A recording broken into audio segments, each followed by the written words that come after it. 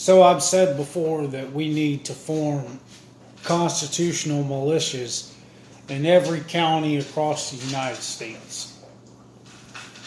Um, I'm here in South Florida, 1 hour northwest of Palm Beach, near Lake Okeechobee. Uh, I'm in the process of trying to join a militia myself. I don't really know how to do that. Uh, the only thing that I've been informed of is a group on Facebook that is a South Florida militia. So I'm currently banned from Facebook. I can't go on and try to join it. But as soon as I can, I will try to do that. I mean, it seems like just such a silly thing, but I mean, I just really don't know how else to get information about it. And I come to a realization the other day, um, just kind of curious if we do have militias in the United States. I'm just curious as to what the hell exactly they're doing.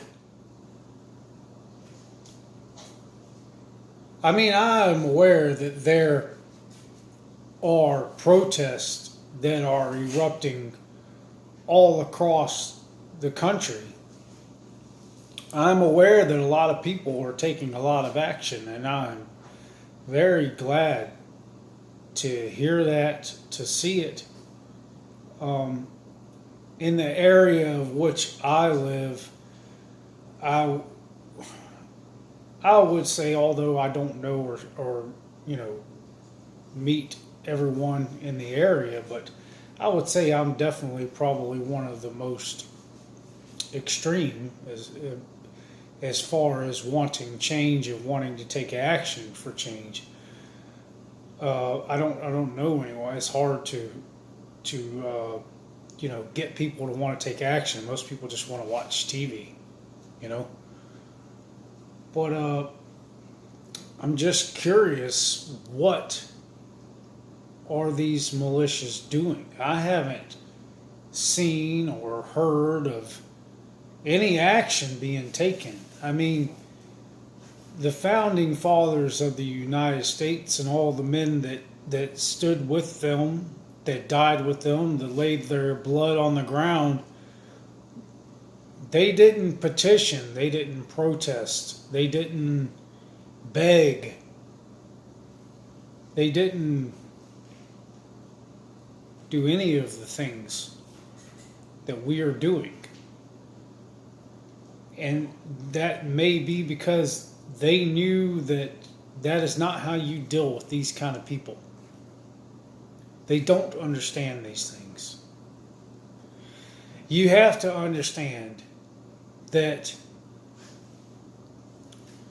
it is going to take getting arrested, beat by police,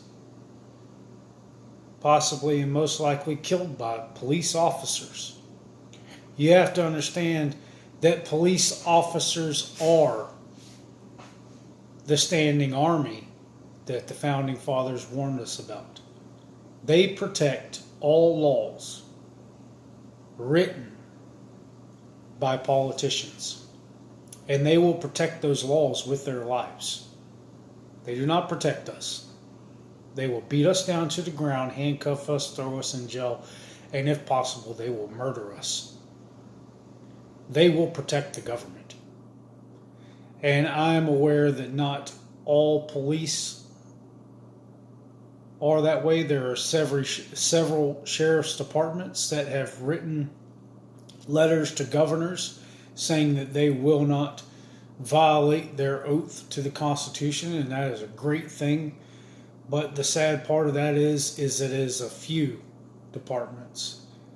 And the majority of departments within this nation and around the world have not stated that they will stand with the people and for liberty. I am going to call and speak to the sheriff of the county of which I reside. The reason that I haven't done it yet is because, well, I did call, but I was told that I have to make an appointment to speak with them. And when I do it, I'm going to record it. I wish that I had a laptop computer. I'm going to buy one so I can start doing better videos, so that I could record the call and on the video. But I will record it and play it and for you guys to hear it. But I'm going to ask him about his stance on the Constitution. Anyhow,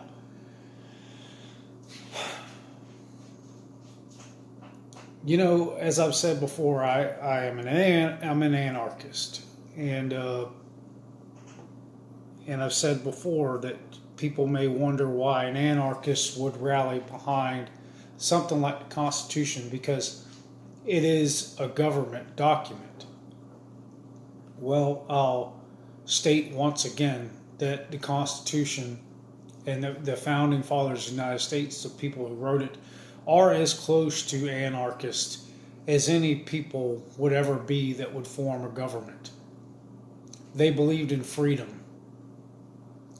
And I think that they had the idea of forming the government and writing these bills and these rights into law to protect us from a tyrannical government, because they knew that at some point it would come. They knew that anarchy could not or would not reign forever, that at some point a government would be created. So I guess they decided that they might as well create one for the people and by the people. And it was a great idea, but it has gone terribly wrong. And we are a long way from that foundation. However, we can get it back. But the only way we can get it back is to do what they did. We got to go back to the roots. We got to go back to the foundation, and we got to be willing to lay our blood on the ground. We have to be willing to be imprisoned and lose everything, our homes, our freedom. We have to be willing to fight for freedom, and it is not going to be an easy fight.